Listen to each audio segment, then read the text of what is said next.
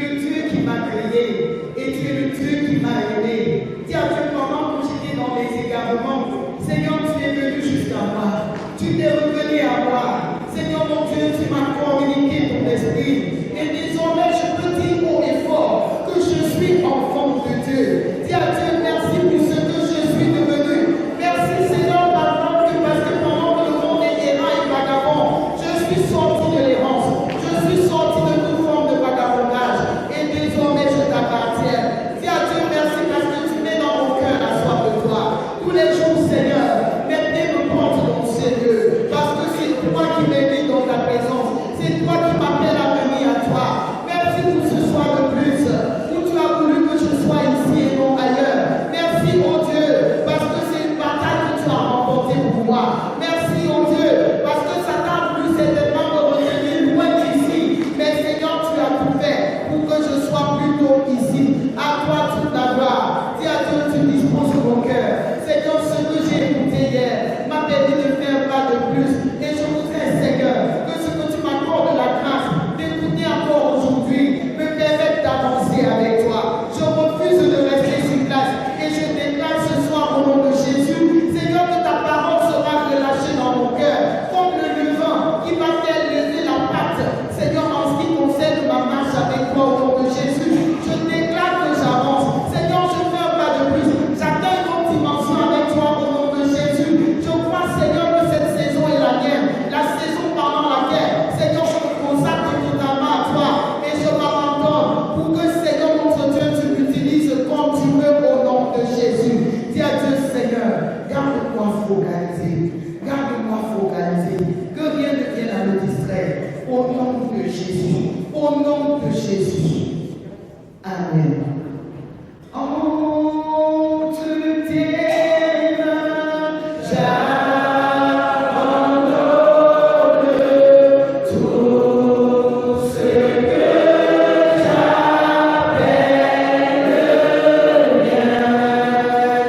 le mien.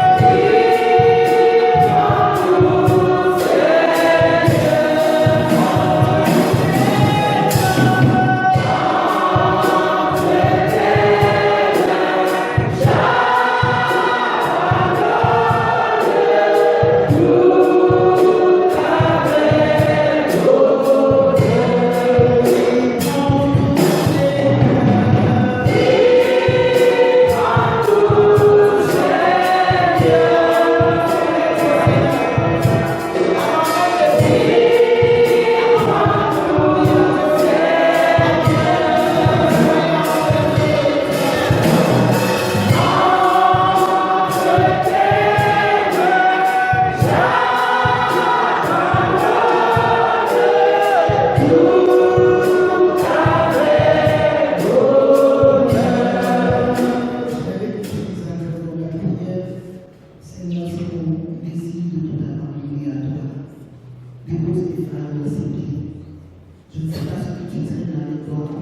permets à personne,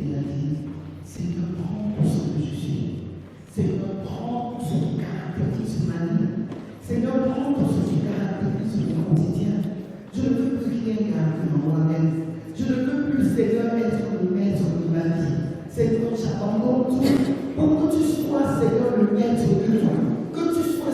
quand je prends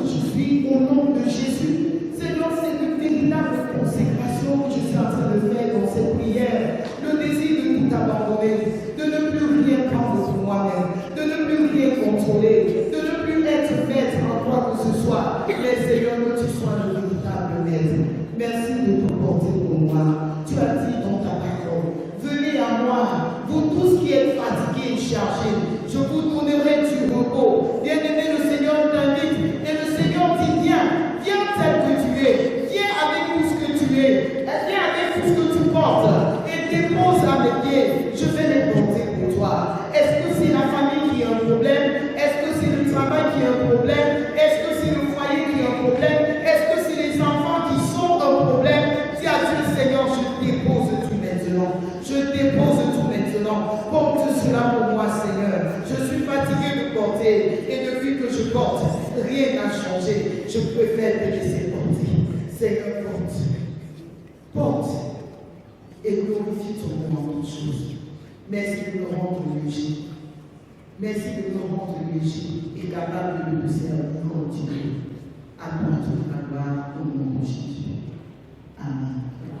Veuillons vous asseoir.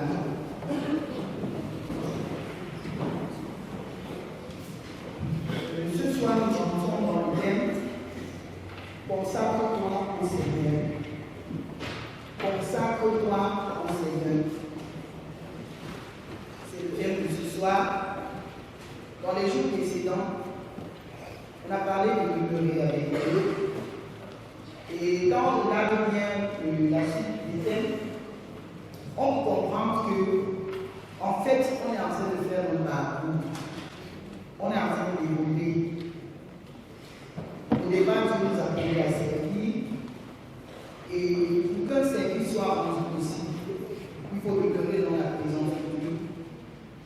Et demeurer dans la présence de Dieu, ça ne suffit pas. Il faut se consacrer. Il faut se consacrer au Seigneur. Bien, d'emblée, nous avons dit que notre génération est de plus en plus caractérisée par la déchéance spirituelle.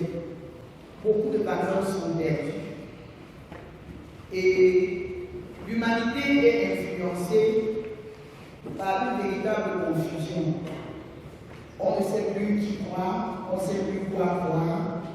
Il y a tout un mélange. Un mélange de doctrine, un mélange des dieux, des faux dieux, tout ça se mélange. Et parfois on se pose la question de savoir qu'est-ce qu'il faut vraiment choisir, qu'est-ce qu'il convient de lui faire. Et quand on regarde aussi la situation de nos églises, où Dieu est prêché comme vrai Dieu, il y a aussi cette confusion, parce que les enfants de Dieu ne sont plus de véritables enfants de Dieu. On a l'impression que la foi, à un moment donné, est influencée par les valeurs du monde, au point où les choses sont devenues diluées. Quand on fait un tour en arrière dans l'Ancien Testament, on a l'impression que le peuple de Dieu était un peu plus engagé, un peu plus zélé, un peu plus déterminé que le peuple de Dieu d'aujourd'hui. Tellement de choses nous préoccupent. Il y a la course avec tellement de choses en même temps. Et parfois on se demande si on a vraiment compris le sens de l'engagement qu'on a pris avec le Seigneur. C'est pourquoi on va parler de l'urgence d'une consécration. Pendant que ça fait comme c'est en train de faire, Dieu a besoin des personnes qui se consacrent. Dieu a besoin des personnes qui s'engagent différemment et qui décident de servir Dieu en vrai. Et ça fait que servir Dieu n'est plus un jeu. Servir Dieu n'est plus une option. Et quand on parle d'option, ça veut dire que je peux faire comme je ne peux pas faire. Ce n'est plus le facultatif. Ça devient une urgence. Ça devient une obligation. Ça devient un impératif. Il est urgent, il est obligatoire de se lever et de décider de servir Dieu. Dieu veut s'incarner dans des personnes à qui il veut se révéler au monde. Dieu veut s'incarner en toi, Dieu veut s'incarner en moi. Dieu veut trouver des personnes disposées qui acceptent de porter son fardeau pour communiquer sa pensée, communiquer sa vision au monde. Et ces personnes ne peuvent être que des personnes consacrées. Dieu n'a pas besoin des généralistes. On l'a dit avant-hier et on l'a encore dit hier. Mais Dieu a besoin des personnes qui se spécialisent à un moment donné. Quand on va à ministère où on commence par le tronc commun. On appelle ça tronc commun. Ça veut dire quoi? Tout le monde fait la même matière. Ça, c'est la première année. Mais à partir de la deuxième année, on commence à avoir des spécialités. C'est la même chose avec la vie chrétienne. Tout le monde a pris un engagement à servir le Seigneur. Chacun a décidé de devenir enfant de Dieu. Gloire à Dieu. C'est déjà bien. C'est même très bien. Mais on ne va pas s'arrêter à la stature d'enfant de Dieu. Il faut évoluer. Il faut aller à un autre niveau avec le Seigneur. Et j'ai envie de dire, le deuxième niveau, c'était demeurer avec Dieu. Je suis devenu enfant de Dieu. Maintenant, pour que la flamme reste allumée en moi, il faut que je demeure dans la présence de Dieu. Parce que ce n'est que quand je suis dans la présence de Dieu que je tire le nécessaire pour ma croissance spirituelle. Mais maintenant, je ne vais pas m'arrêter là. Il faut maintenant que je me spécialise et que j'accepte de me consacrer, que j'accepte de sortir de la foule. Qu'on ne parle plus de Damja. Il y a 3000 fidèles à Damja. Non, qu'on parle de 3000 fidèles à Damja et que parmi les 3000 fidèles, on puisse spécialiser certaines personnes. Jésus, pendant son ministère, il avait la foule qui le suivait. Et on dit qu'ils étaient tellement nombreux à suivre Jésus. Ils étaient nombreux. On ne connaît pas leur nom, mais on connaît seulement qu'ils étaient nombreux. Je refuse que ce soit ma portion. Je refuse que tu sois à Damja tout le temps et qu'on disait qu'il y a la foule. Il y a beaucoup de personnes à Damja. Il est question que quand on parle de la communauté de Damja, qu'on puisse te nommer différemment. Alléluia. C'est pourquoi Jésus, à un moment donné, avait besoin de faire le tri. Il avait besoin de sélectionner 12 personnes avec qui il devait travailler. 12 personnes qui devaient l'aider à accomplir son ministère et continuer même son œuvre après lui. Jésus a besoin des personnes qui comprennent la nécessité de se mettre à part, de sortir de la foule, de se distinguer et de dire je suis de Damja, mais je ne suis pas tout le monde à Damja. Je suis quelqu'un de différent à Damja. Et cela passe par ce qu'on appelle la consécration. Parce que c'est des personnes avec qui Dieu veut faire des choses spécifiques. C'est des personnes avec qui Dieu veut faire des choses différentes. Et il est donc question que j'accepte que le Seigneur me sorte du lot, qu'il me sorte de la foule pour faire des choses particulières avec moi. Bien aimé, je vais te dire, sors de la foule. Sors de la foule, alléluia. Consacre-toi au Seigneur. Amen. Qu'est-ce que la consécration? La consécration, c'est accepter d'être saint. C'est accepter de mener une vie qui donne gloire à l'Éternel. Se consacrer, c'est se séparer des flux du monde et s'attacher à Dieu. C'est être mis à part pour Dieu. C'est sortir de l'ordinaire pour rentrer dans la catégorie des personnes qui sont séparées du monde, qui sont séparées de la mondanité, qui sont séparées des compromissions qu'on peut voir là-dehors pour vivre dans ce qu'on appelle la vie de sanctification. Qu'est-ce que le Seigneur nous dit dans 1 Pierre 2, versets 9 à 10? Celui qui trouve va nous lire la lecture. 1 Pierre 2, versets 9 à 10.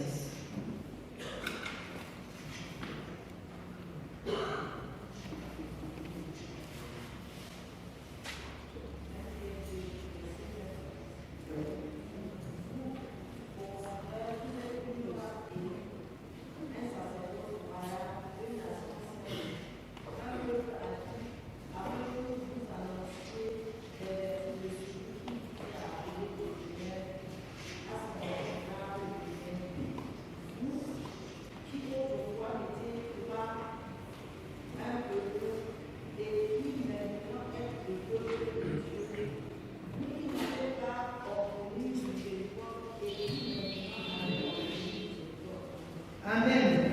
Le texte nous dit, vous au contraire, vous êtes une race élue, un sacerdoce royal, une nation sainte, un peuple acquis, afin que vous annonciez les vertus de celui qui vous a appelé des ténèbres vers son admirable à son admirable lumière, vous qui autrefois n'étiez pas un peuple et qui maintenant êtes le peuple de Dieu, vous qui n'aviez pas obtenu miséricorde et qui maintenant avez obtenu miséricorde. Le Seigneur dit, vous au contraire, suppose qu'il y a quelque chose qui précède. Et dans le verset 10, il peut bien le dire en disant, vous qui autrefois n'avez pas obtenu miséricorde, mais qui aujourd'hui avez obtenu miséricorde. Le Seigneur est en train de faire une distinction. Au milieu de tous les peuples, il y a un peuple que Dieu s'est acquis. Il y a un peuple qui est devenu le peuple de Dieu. Et il dit, vous au contraire, vous êtes un peuple acquis, un peuple élu, une nation sainte, un peuple qui a mis à part, un peuple qui s'est choisi. Tu es devenu à un moment donné ce que Dieu appelle une race élue. Tu es devenu le peuple de l'Éternel. Pourtant, pendant que tu vivais encore dans le monde, Dieu ne te connaissait pas ainsi. Nous sommes devenus enfants de Dieu et par conséquent, peuple de Dieu. Et si Dieu dit, au contraire, c'est contrairement à tous les autres peuples, c'est contrairement aux païens qui ne connaissent pas Dieu, c'est contrairement aux religieux qui viennent à l'église tous les jours mais qui pratiquent la religion, c'est contrairement aux hypocrites qui sont même dans l'église avec deux visages, un visage pour l'église et un autre pour le quartier. C'est des personnes qui trompent Dieu avec une mauvaise vie qu'ils ont en dehors de l'église. Et quand ils parlent encore de au contraire, c'est des personnes qui ont même pris des engagements sataniques dans les loges avec Satan. Ils se sont engagés d'une certaine façon. C'est des personnes qui apportent même le feu étranger dans la maison de Dieu. Le feu de l'adultère, le feu de la fornication, le feu de mille mauvaises choses à la fois. Mais le Seigneur dit, toi au contraire, contrairement à ces personnes, et c'est pourquoi je veux dire à quelqu'un, si tu es rassuré que ton passé est différent de ton présent, le Seigneur s'adresse à toi. Si tu es convaincu que ta vie d'hier ne ressemble pas à ta vie d'aujourd'hui, ça veut dire que Dieu est en train de parler de toi ce soir. Quand il dit au contraire, ça suppose qu'il y a une démarcation entre ce que tu étais hier et ce que tu es devenu aujourd'hui. Et mais s'il y a quelqu'un qui a fait des efforts, par lui-même, qui a essayé d'améliorer sa vie, d'améliorer sa conduite par ses propres efforts, Dieu ne parle pas de toi. Dieu parle bien des personnes qui ont marqué une séparation avec le monde et qui ont décidé de s'attacher à lui, de devenir enfant de Dieu et par conséquent le peuple de Dieu. Et je vais encore le dire, s'il n'y a pas de différence entre ton passé et ton présent, je crois que Dieu veut que tu prennes un engagement. Hier, on a interpellé des personnes en disant, on ne peut pas demeurer dans la présence de Dieu tant qu'on n'a pas connu Dieu. Et c'est pareil, on ne peut pas être consacré à Dieu tant qu'on n'a pas connu Dieu. Ce n'est pas possible. Quand on parle de consécration, c'est quelque chose qui t'appartient. C'est pour toi et c'est consacré à quelque chose de spécifique. Il n'y a pas de demi-mesure avec Dieu. Il n'y a pas de juste milieu avec Dieu. Il n'y a pas, j'ai fait assez d'efforts jusqu'ici et je crois que c'est bon comme ça. Ce n'est pas le cas quand il s'agit de la consécration. La consécration suppose qu'au milieu d'une génération qui commence à trouver que le péché est normal, au milieu d'un peuple qui tolère un certain nombre de choses, qui tolère le mensonge, qui tolère le vol, qui tolère l'impudicité, qui tolère l'adultère, en donnant les différentes raisons pour lesquelles quelqu'un s'est engagé dans l'adultère ou s'est engagé dans la fornication, et ainsi de suite. Qu'il y ait des personnes consacrées, des personnes qui se distinguent, des personnes qui ont dit non, je ne vais pas fonctionner comme ça. Des personnes qui ont dit oui, vous pouvez faire, mais en ce qui me concerne, je refuse de me retrouver encore là-dedans. C'était mon passé et ce n'est plus mon présent. Pendant que les choses semblent mêlées, mélangées d'une certaine façon, Dieu veut des personnes qui ont totalement renoncé, qui ont vomi Satan et qui ont refusé de retourner dans leur vomissure. Ça, c'est les personnes dont Dieu a besoin. Ce n'est pas des personnes qui ont dit, pendant que que le pays est comme ça, on fait avec, on ne fait pas avec. Quand il s'agit de Dieu, on ne fait pas avec. C'est un choix. Soit c'est oui avec Dieu jusqu'à la gare, soit c'est non. Ce qui est bien, c'est que Dieu ne nous force pas. La parole de Dieu dans 1 Samuel 1 nous parle de Samuel. On va pas lire. On nous parle de Samuel. Quand Anne a conçu Samuel, ce qu'on sait même déjà, c'est qu'elle était stérile. Elle a demandé un enfant à Dieu. Elle était fatiguée des persécutions de sa épouse. Et elle a dit, Seigneur, tu me donnes un enfant mal. Je vais te le consacrer. Et Dieu a exaucé sa prière. Quand elle a sévré Samuel, elle est allée le déposer dans le temple. Elle allait lui donner à lui. En fait, c'est une façon de dire, Seigneur, tu as exaucé ma prière. Moi-même, je remplis ma part d'engagement vis-à-vis de toi. Elle est venue remettre l'enfant à Dieu. Donner à Élie, en fait, Élie qui était sacrificateur, c'était donner à Dieu. Mais regardons un peu dans quelles conditions Samuel a grandi. Samuel a grandi pas dans des conditions trop favorables en ce qui concerne une vie de consécration. Parce qu'on a dit que se consacrer, c'est se mettre à part. C'est sortir des souillures, c'est sortir de tout ce qui est péché. Mais on nous parle de la vie des enfants de Samuel. Les enfants de Élie, pardon. Les enfants de Élie vivaient dans le péché. Samuel a grandi avec eux, en les voyant vivre dans le péché. Mais Samuel n'est entré dans aucune condition. Samuel était consacré depuis le ventre de sa mère, et pendant qu'il grandissait, il était conscient que sa vie doit être différente de la vie des autres. Ça fait que ni les mains de Samuel, ni les pieds de Samuel ne se sont retrouvés dans aucun péché qu'on pouvait nommer dans la vie des enfants de Élie. Alléluia. Est-ce qu'on comprend ça?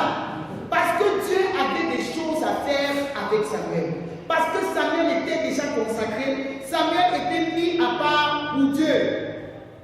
Il a vu de ses yeux comment les enfants de Élie vivaient. Mais il ne s'est pas mêlé à leur genre de vie. Mais c'est pourtant facile pour nous aujourd'hui. On voit des gens je ne sais pas, se mélanger facilement. Oh, ils m'ont trompé. Oh, j'ai été influencé. Oh, c'était plus fort que moi. À un moment donné, je n'ai pas pu résister. Voici quelqu'un qui, étant consacré, a vécu dans un cadre qui était peu favorable à sa consécration, mais qui a tenu ferme, mais qui ne s'est pas laissé souiller par quoi que ce soit. Pendant que Dieu disqualifiait dans les enfants de Élie, Dieu a qualifié Samuel. Et nous comprenons bien que les enfants de Élie ont été disqualifiés à cause de leur mauvaise vie. Dieu a besoin de personnes rares pour faire des choses rares. Alléluia. Dieu a besoin de personnes extraordinaires pour faire des choses extraordinaires. Tant que tu restes ordinaire, tu ne peux pas faire un certain nombre de choses avec le Seigneur. Si tu fais partie des personnes qui se demandent pourquoi ta vie est sur place jusqu'aujourd'hui, pourquoi avec le Seigneur certaines choses tardent à arriver, pourquoi c'est lent, pourquoi c'est comme si tu stagnais, pourquoi c'est comme si tu n'avances pas, pourquoi c'est comme si c'est lourd, pourquoi c'est comme si ça te bloque, c'est bloqué et puis tu n'arrives pas à faire un pas de plus. Après un an, tu te rends compte que tu es le même ou la même. Tu prends pourtant de grands engagements le 31 décembre, mais un an va passer, tu te rends compte que rien n'a changé. J'ai envie de te dire, ne va pas chasser Satan, ne va pas briser les liens, parce qu'il n'y a pas de lien. Le seul problème que tu as, c'est un problème de consécration. C'est un problème de consécration. Un problème de manque de consécration. Beaucoup sont devenus tièdes dans la maison de Dieu. Et je veux vous dire que l'eau tiède ne fait de mal à personne. Amen. L'eau tiède est agréable pour le corps. De la même manière, si Satan se lève contre toi et tu ramasses l'eau tiède, tu verses sur lui, est-ce qu'il va partir? Beaucoup sont tièdes dans la maison de Dieu. Et Dieu dit dans l'Apocalypse que tous ceux qui sont tièdes, il va les vomir de sa bouche. Sors de la tiédeur dans laquelle tu es. Dieu dit qu'il préfère que tu sois froid au lieu que tu sois tiède, la tiédeur n'aide pas Dieu. La tiédeur ne t'aide pas. La tiédeur n'est pas une force dans le service que le Seigneur a pour toi. À quoi elle ressemble ta louange? À quoi elle ressemble ton exhortation? Quand tu te lèves pour louer, est-ce que quelqu'un sent qu'il y a quelqu'un qui est en train de louer? Quand tu te lèves pour exhorter les gens, est-ce qu'on sent que quelqu'un a dit quelque chose qui a bousculé l'existence dans le cœur de quelqu'un? Quand tu te lèves pour enseigner la parole, est-ce qu'on sent que quelqu'un a parlé? Quand tu te lèves pour, je ne sais quoi, même pour prêcher, est-ce qu'on sent qu'il y a quelque chose de particulier qui a été relâché? Dès que quelqu'un puisse saisir et rentrer, dire à partir d'aujourd'hui, ma vie va changer. À partir d'aujourd'hui, il y a un déclic qui s'est produit dans ma vie. Rien ne se passe parce que nous sommes tièdes. Rien ne se passe parce que jusqu'ici nous ne sommes pas consacrés. Il faut absolument, bien aimé, atteindre la dimension de consécration pour que ta vie puisse avoir une influence positive sur les autres. Pour que le ministère que tu rentres dans la maison de Dieu puisse avoir un impact sur des personnes vers qui le Seigneur t'envoie. Tant que ce n'est pas le cas, tu vas piétiner, tu vas stagner, tu vas perdre du temps à toi-même, perdre du temps à Dieu et perdre du temps à beaucoup de personnes qui sont autour de toi. Quelles sont les marques d'une vie consacrée? On va relever deux principales choses selon le manuel qui nous a été donné. Qu'est-ce qui prouve qu'une vie est consacrée? Qu'est-ce qui prouve que quelqu'un est consacré? Qu'est-ce qui caractérise quelqu'un qui est consacré? Il y a deux aspects fondamentaux. Le premier aspect, c'est l'obéissance à la parole de Dieu. Et le deuxième, c'est la qualité de sa vie de prière. Bien, nous allons parler de l'obéissance à la parole de Dieu. Dans Esdras 7, verset 10, il est écrit ceci. Car Esdras avait appliqué son cœur à étudier et à mettre en pratique la loi de l'Éternel, à enseigner au milieu d'Israël les lois et les ordonnances. On parle de Esdras comme étant un homme particulier à son époque. Quelqu'un qui était totalement consacré à l'Éternel et qui se distinguait dans toute sa génération. On pouvait parler de Esdras. Mais maintenant, qu'est-ce qui caractérisait Esdras? On dit qu'il avait appliqué son cœur à étudier la parole de Dieu et à mettre en pratique la loi de l'Éternel. Et pendant qu'il mettait en pratique la loi de l'Éternel, il enseignait aussi la loi de l'Éternel et les ordonnances de l'Éternel au milieu du peuple. Esdras était un homme d'impact. Il avait un impact sur les autres. Sa vie était caractérisée par l'étude de la parole de Dieu et la mise en pratique de la parole de Dieu. Il était consacré. Et celui qui est consacré a cette intimité avec le Seigneur. Il veille sur sa conduite. Il essaie de se rassurer. Est-ce que par rapport à ce que j'ai dit, le Seigneur dit gloire? Est-ce que par rapport à ce que je viens de faire, ses actions, ses paroles, ses pensées et toute son attitude, est-ce que Dieu se retrouve? Est-ce que Dieu se glorifie dans ma façon d'agir, dans ma façon de me comporter au quotidien? C'est là qu'on parle de l'obéissance à la parole de Dieu.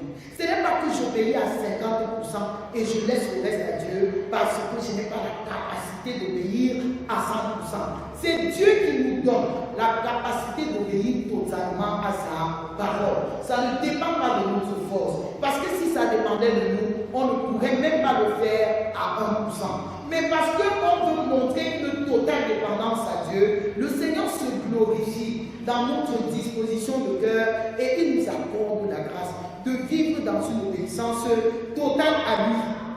Celui qui est consacré à Dieu, il veille sur sa conduite, il veille sur ses pensées, il veille sur ses actions. Et c'est quelqu'un aussi qui ne reste pas seulement, ne demeure pas seulement dans la présence de Dieu, mais se rassure qu'au-delà de la présence de Dieu, il est capable de faire exactement ce que le Seigneur lui a demandé de faire. Maintenant, la mise en pratique de la parole de Dieu, pardon, de la force que nous avons puisée pendant que nous étions dans sa présence. Est-ce qu'on se comprend? Si j'ai la capacité de mettre en pratique la parole de Dieu, c'est que j'ai puisé les forces encore dans sa parole. Ce n'est pas par mes propres forces que ça peut être rendu possible. C'est Dieu qui rend cela possible en moi. Psaume 119, verset 11, le psalmiste dit ceci. Je sais ta parole dans mon cœur afin de ne pas pécher contre toi. Je ne peux pas obéir à la parole de Dieu sans la garder au plus profond de moi. Je ne peux pas obéir à la parole de Dieu sans qu'elle me trouve, je veux dire quoi, sans qu'elle ne prenne racine en moi. Il est question qu'elle s'enracine dans ma vie pour que je sois capable de lui obéir totalement. Ce qui a distingué David du milieu de ses contemporains, c'était son attachement à Dieu et son obéissance indéfectible à la parole de Dieu. David était attaché au Seigneur et David était attaché à la parole de Dieu. Quand il est même arrivé que David tombe dans le péché, ce que nous connaissons dans le psaume 51, c'est qu'il a pleuré amèrement devant Dieu. Il ne s'est pas dit, cette fois le juste tombe et cette fois il se relève. Il a pleuré, il a fait le deuil de son péché. Et j'ai envie de demander à quelqu'un, est-ce que quand tu pèches, ça te tourmente même? Est-ce que quand tu fais ce qui n'est pas bien aux yeux de l'Éternel, tu as même le cœur un peu amer par rapport à ça? C'est comme si c'est devenu une habitude, que bon, on a péché, bon Dieu dans sa grâce va nous pardonner. Voici quelqu'un qui connaissait Dieu.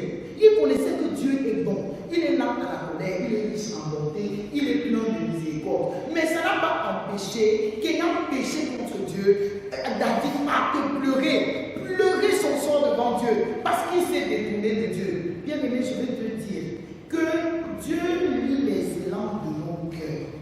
Dieu voit les élans de mon cœur.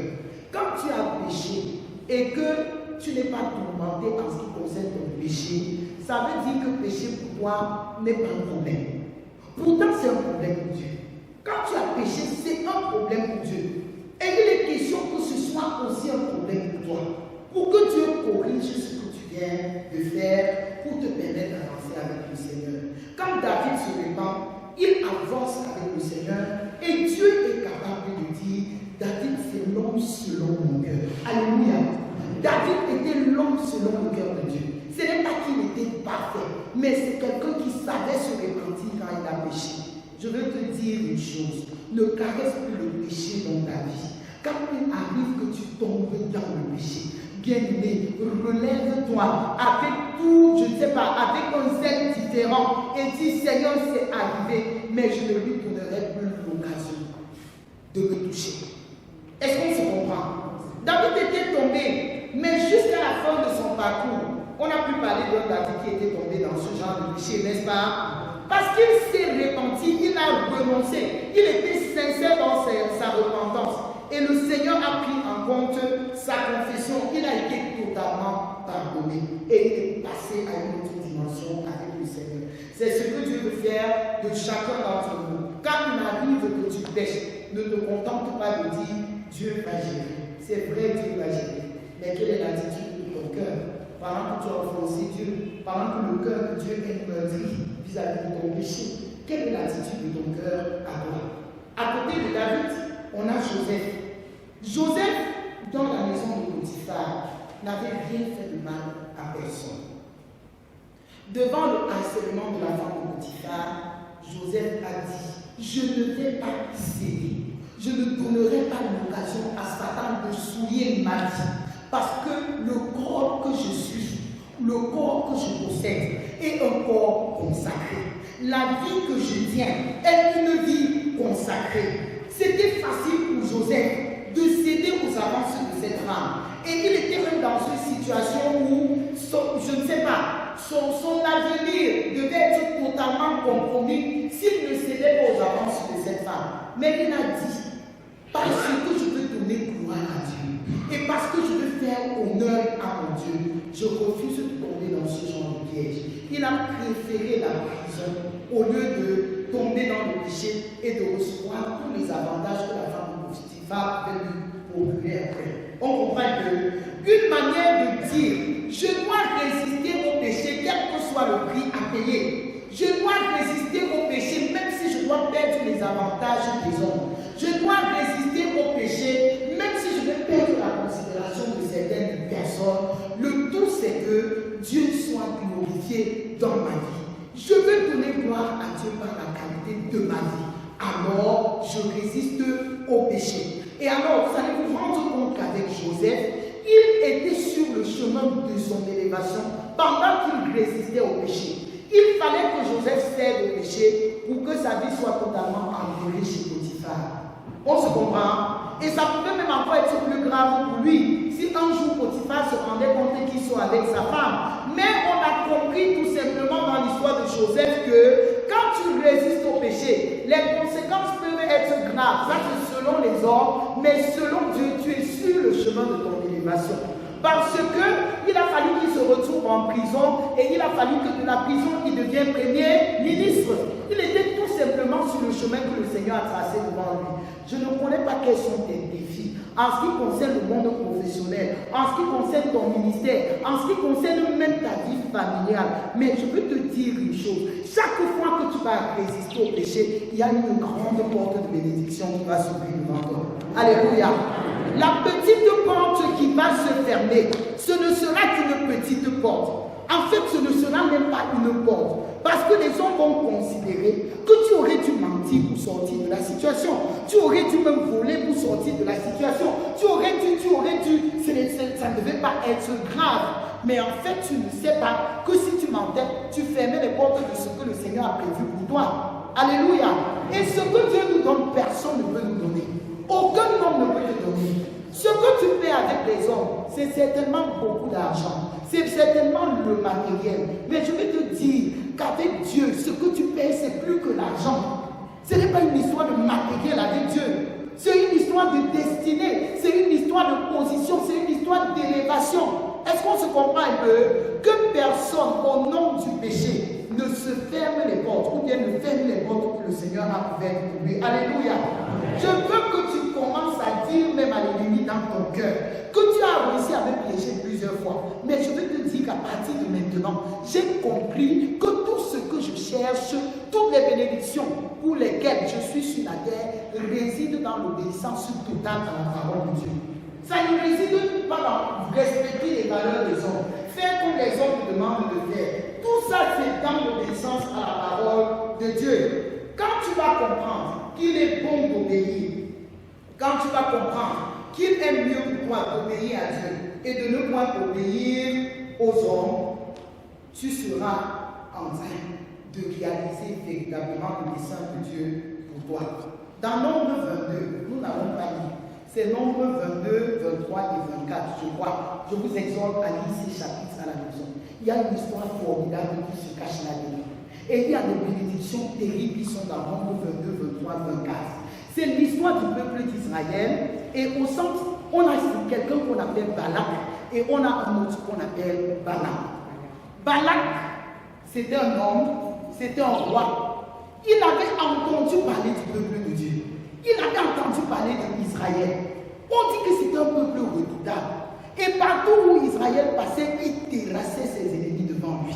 Maintenant, le peuple s'est installé non loin de Balak, qui était roi dans son pays. Mais maintenant, Balak a peur de ce que le peuple d'Israël peut faire un matin. Parce que quand on décrit comment le peuple d'Israël semait la terreur, comment, quand il lançait la guerre contre un peuple ennemi, il le terrassait, il l'effaçait de la surface de la terre. Voilà quelqu'un qui a peur d'un peuple comme celui-là. Et il appelle Balaam, qui est le prophète. Il dit, viens, maudis-moi ce peuple. Quand Balaam vient, on offre le sacrifice, on fait tout ce qu'il faut faire. Et quand il ouvre la bouche, c'est des bénédictions qui sortent de la bouche de Balaam. Il ne fait que bénir le peuple de Dieu. Il ne fait que bénir le peuple de Dieu. Maintenant, Balaam lui dit, ben tiens, je t'ai appelé pour maudire ce peuple. Et depuis que tu es venu, tu ne fais que le bénir. Et Balaam dit, comment maudirais-je un peuple qui est béni? C'est un peuple qui a sa demeure à part. Alléluia. Ça veut dire un peuple consacré à l'Éternel. Un peuple sur lequel Dieu a mis son cachet. Un peuple sur lequel Dieu a donné son approbation. Je ne peux pas le maudire parce que le peuple est déjà béni. Bien-aimé, je veux dire que tu es béni. Amen. Et parce que tu es béni, aucune malédiction ne peut t'atteindre. Quand tu vas davantage te consacrer, tu vas s'aimer la terreur partout où tu passes. Et quand les gens dans l'ombre, dans les ténèbres vont essayer de te maudire, il n'y a aucune malédiction qui va passer parce que c'est écrit sur ton front que tu es béni de l'Éternel. Alléluia. C'est écrit sur ton front, c'est marqué dans ton cœur. Sur ton nom et sur toute ta génération, c'est écrit que tu es béni de l'Éternel. Il a dit, je ne peux pas maudire un peuple qui est béni. Je ne peux pas, ce n'est pas possible. Et maintenant, plusieurs fois, Balak changeait de montagne. On part sur l'autre montagne. On part sur l'autre montagne. Maintenant, maudis-moi ce peuple. Quand à un moment donné, il s'est rendu compte que c'est toujours les bénédictions qui étaient déclarées par Balaam, il lui a dit, fais pécher ce peuple. Parce que je crois que si ce peuple pêche, son Dieu va se détourner de lui. Est-ce que vous comprenez ça? Même le païen sait, et même Satan qui est dans l'ombre sait, que si tu tombes dans le péché, il a l'occasion de t'atteindre. On comprend ça? Mais tant que tu es resté dans une vie de consécration, Satan ne peut pas t'atteindre. La seule chose qui peut faire tomber la barrière et amener tes ennemis à t'atteindre, c'est une vie de péché. C'est pourquoi il est urgent de sortir du péché. Je ne sais pas dans quoi tu es entré. Je ne sais pas dans quoi tu te trouves. Et tous les jours, tu es en train d'arrondir les bords, tu arrondis les bords, tu te dis non, ça va aller, je vais renoncer demain, demain tu ne renonces pas, demain, après-demain, je vais renoncer, et après-demain, on te voit, tu ne renonces pas. Tu es en train de te créer des ennuis toi-même. Le Seigneur dit dans Exode 23, verset 22, nous allons lire. Exode 23,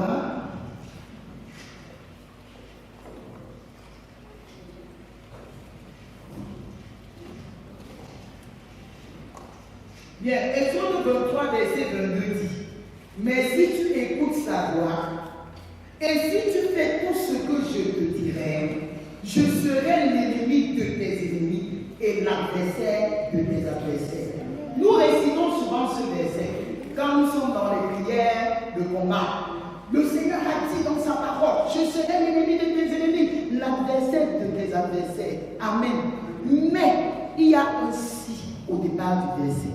Si tu écoutes sa voix et si tu marches selon toutes ses voies, ça c'est Dieu qui dit, si tu marches dans l'obéissance, tu n'as plus de combat à mener.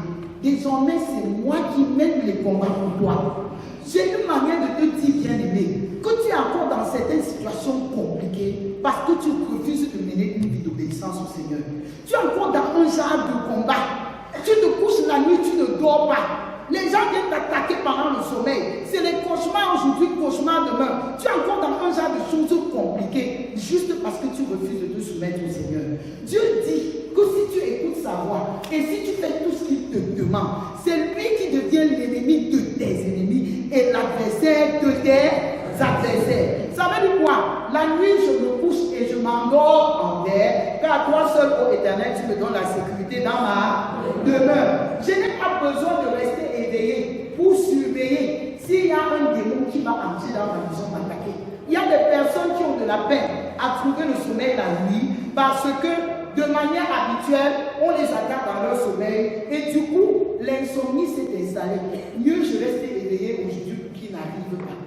Mais à un moment donné, le sommeil te prend et du coup, ils vont aussi arriver. Parce qu'ils savent seulement qu'il faut que tu fermes les yeux pour qu'ils arrivent, n'est-ce pas? Et toi-même, dans ton cœur, tu es préparé à les accueillir. Même dans la peur, tu es préparé à les accueillir parce que tu es convaincu qu'ils vont entrer. Il y a des gens qui vont les mener pour toi. Quand tu vas commencer à mener une vie d'obéissance et de consécration totale à l'Éternel. Dans le même chapitre, Exode 23, maintenant au verset 27, le Seigneur dit, j'enverrai ma terreur devant toi. Je mettrai en déroute tous les peuples chez lesquels tu arriveras et je ferai tourner le dos devant toi à tous tes ennemis. Amen.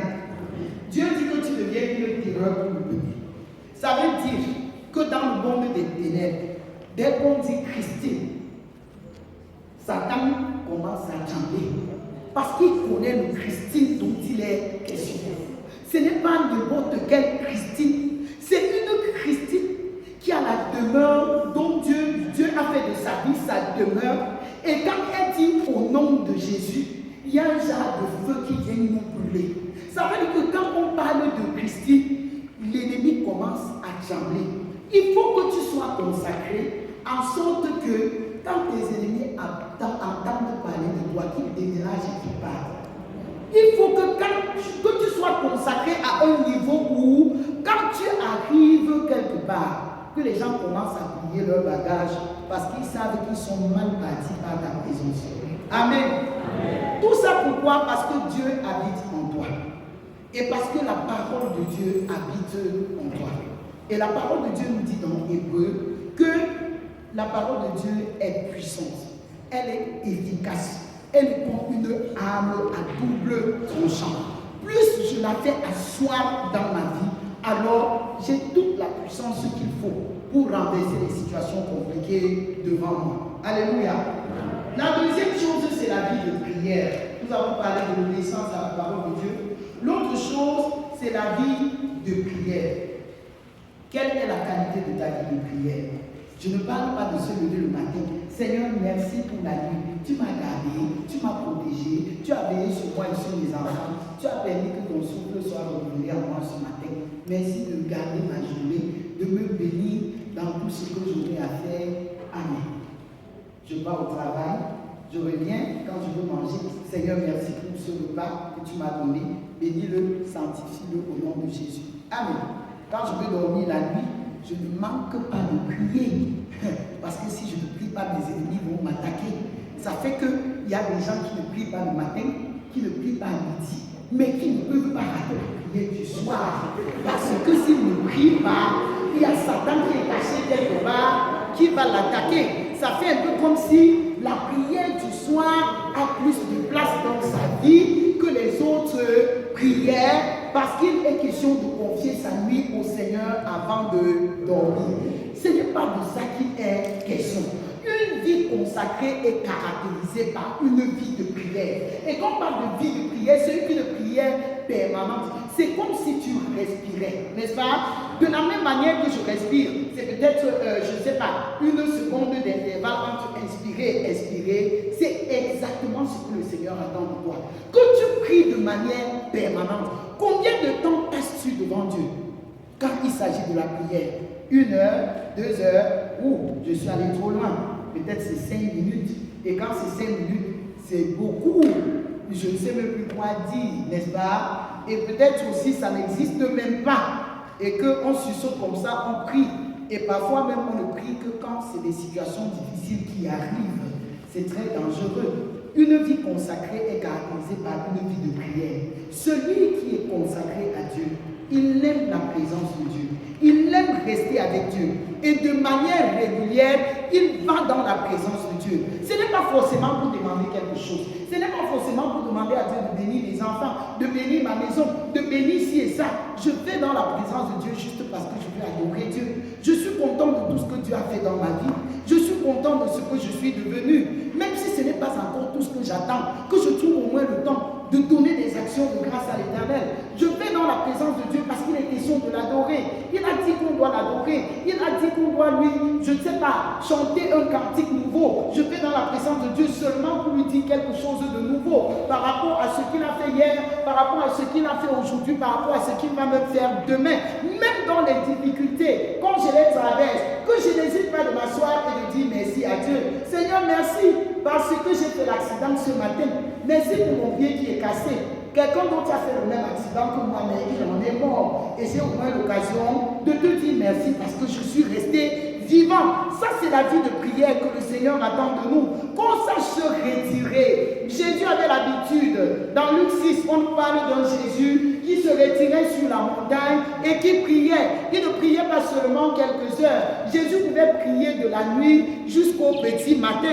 Et même, David dit, je dévance l'aurore et je m'écris, loué soit l'Éternel. Ça, c'est dans Psaume 119 toujours, je crois, verset 147. Quand il dit je dévance l'aurore, il y a une manière de dire, je n'attends pas que tout le monde de se réveiller pour me réveiller. J'ai des choses à traiter avec Dieu avant que le jour ne se lève. Parce que quand le jour va se lever, je n'aurai plus le même temps. Et il est question que je prenne possession de ma journée avant que les gens ne soient debout, que j'ai décrété les choses, que j'ai prophétisé en ce qui concerne ma famille, que j'ai prophétisé en ce qui concerne mes enfants, que j'ai dit des prophéties en ce qui concerne mon ministère. Tout ça, c'est dans la prière. Même les fardeaux que nous traînons avec nous, si nous avons pris l'habitude d'aller devant Dieu, d'être présentés, nous allons nous rendre compte que nous sommes légers.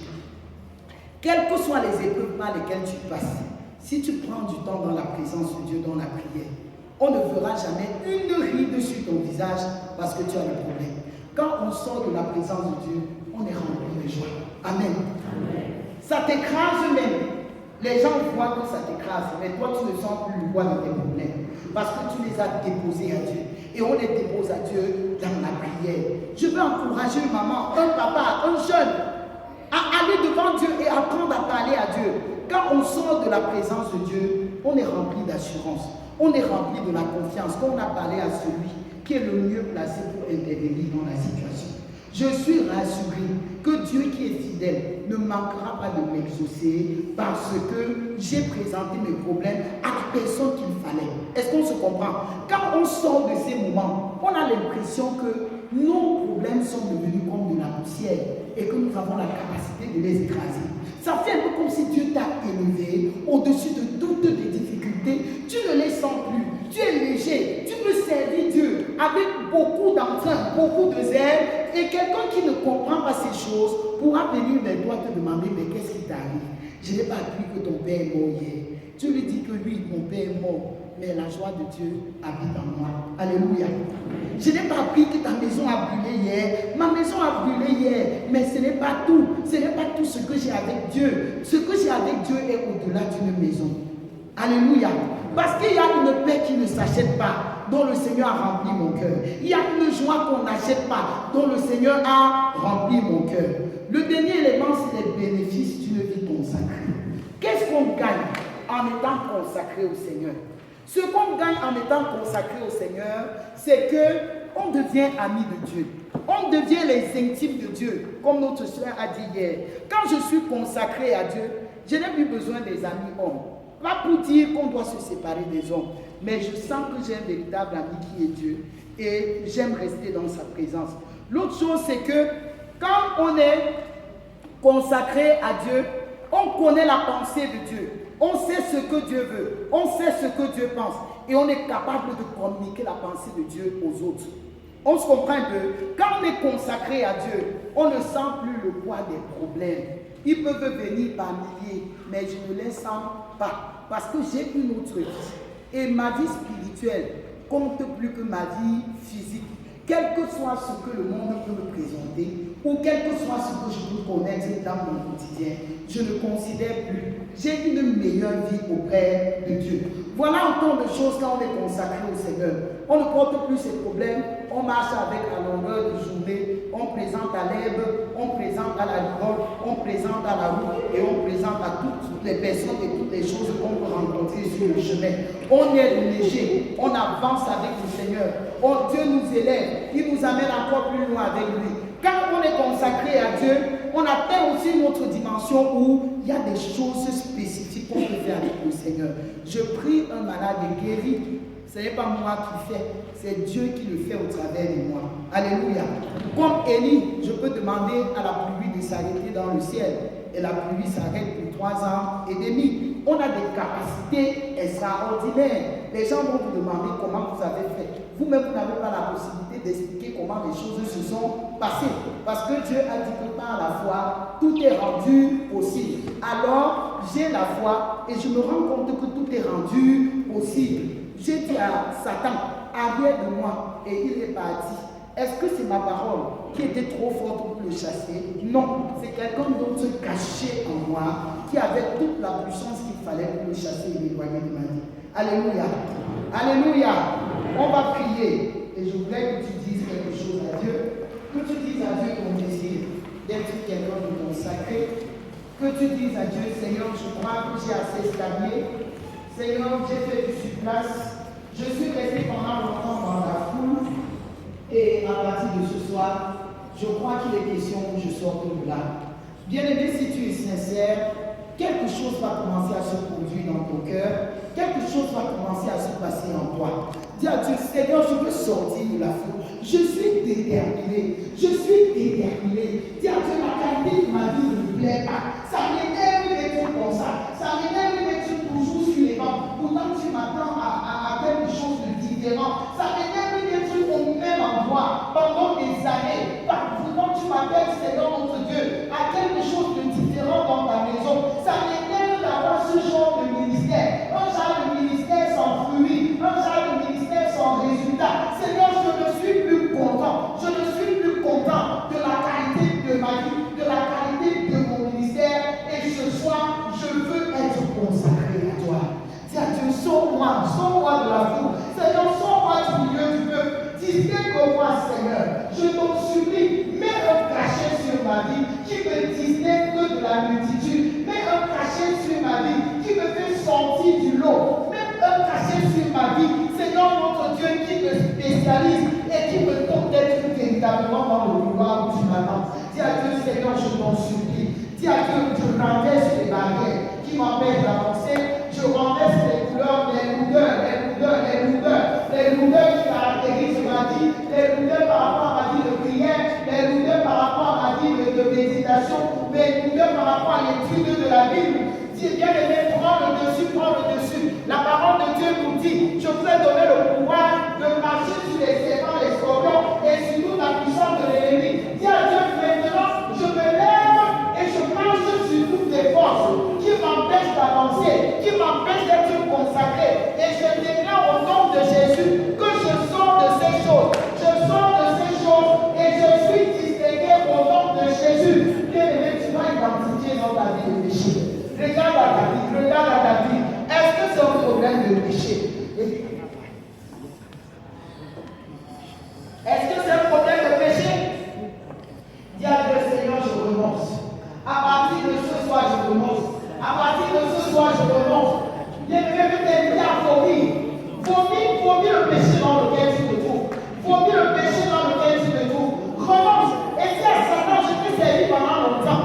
Mais à partir d'aujourd'hui, j'ai entendu l'appel de Dieu en ce qui concerne ma vie, en ce qui concerne le service qu'il attend de moi. Je renonce à toi et je renonce à tes œuvres dans ma vie au nom de Jésus. Bien aimé, ne dis pas que ce n'est que le mensonge. C'est avec le mensonge que Satan t'a le temps tenu. Dis à Dieu, je renonce au mensonge. Quelle que soit la petitesse du péché, bien aimé, c'est suffisant pour te retenir à la terre. Refuse son influence sur ta vie. Refuse au nom de Jésus. Sans tes propositions, sans tes imitations. Le Seigneur ne veut pas des consacrés qui imitent la façon de vivre de ceux qui sont autour de lui. Refuse d'imiter les autres. Refuse de faire comme les autres. Le Seigneur veut que tu veilles même sur ta compagnie. Quelle est la qualité de ta compagnie? Est-ce que tu marches avec des personnes qui sont consacrées? Alors elles vont t'aider à être consacrées. Mais si tu marches avec des mauvaises personnes, le Seigneur te dit, à partir de ce soir, tu vas faire le choix entre la compagnie de Dieu et la compagnie des mauvais amis au nom de Jésus. Commence à faire le choix dans ton cœur. Il y a une voix qui te parle et qui te donne des noms, les noms des personnes de qui tu dois seulement te détacher. Ce n'est pas une question de demain, c'est une question de maintenant. Tu dois te détacher d'un certain nombre de personnes au nom de Jésus. C'est à ton lieu de service, commence à dire, Seigneur, je veux des attitudes différentes. Je veux des attitudes différentes à mon lieu de service. Que mon attitude commence à parler de ma foi, parler de ma vie chrétienne. Au nom de Jésus, dis à Dieu, Seigneur, même si c'est en famille, il y a un certain nombre de choses dans lesquelles je suis entré. Je renonce à ces choses. Je vais vomir totalement et je prends l'engagement de ne pas retourner à mes vomissures. Au nom de Jésus, bien aimé, refuse la vie tiède. Refuse la vie tiède dans laquelle tu es. Refuse la vie tiède dans laquelle tu es. Dis, Seigneur, je veux brûler. Je refuse d'être tiède au nom de Jésus. Seigneur, je veux brûler. Je veux brûler de ton feu. Je veux brûler de ton feu au nom de Jésus. Je veux brûler de ton feu au nom puissant de Jésus. Je sors de la tiédeur et je laisse le sang d'esprit. Seigneur, notre Dieu, embrasser ma vie et je commence à bouillir pour le Seigneur. Je commence à bouillonner dans le service qu'il attend de moi. Je commence à brûler pour le Seigneur au nom de Jésus. Dis à Dieu, je veux que ma vie ait un impact sur les autres.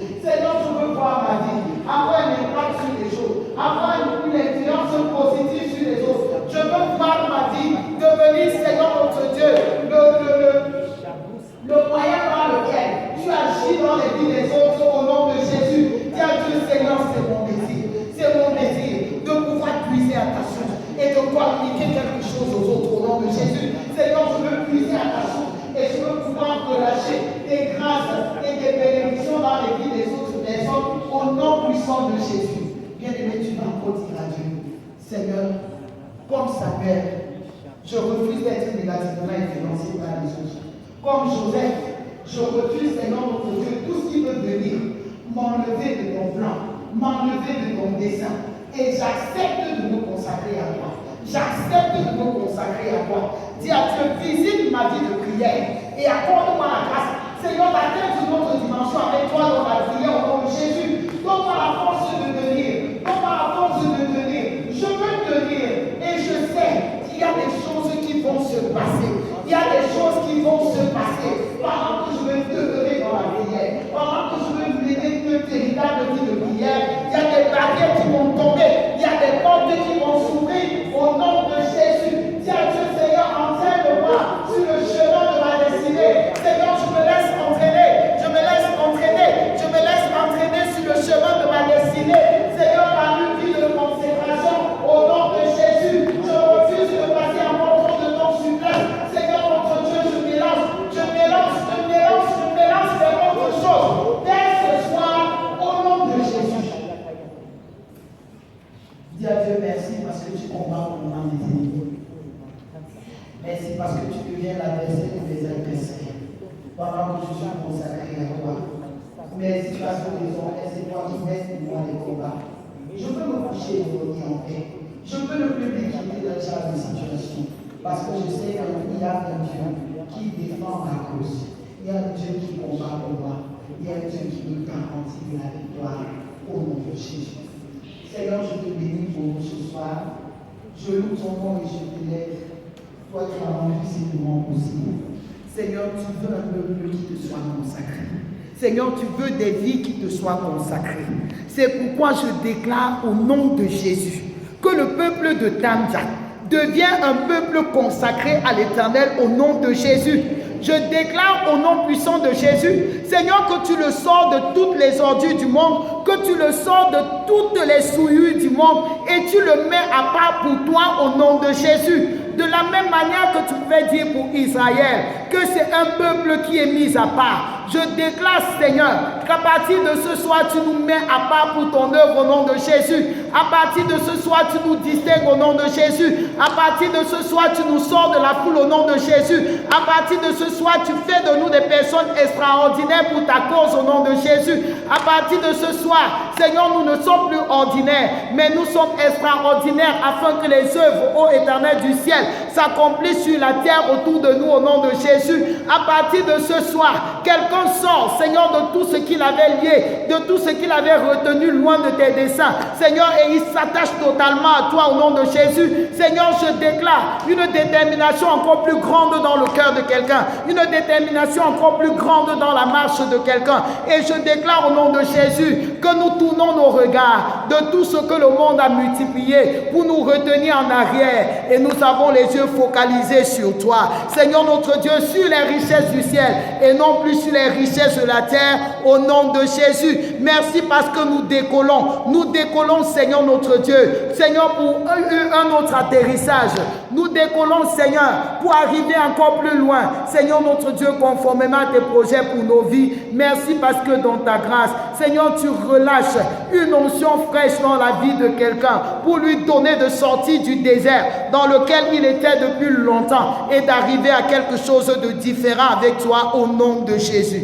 Seigneur, merci parce que c'est tout un peuple que tu consacres à toi.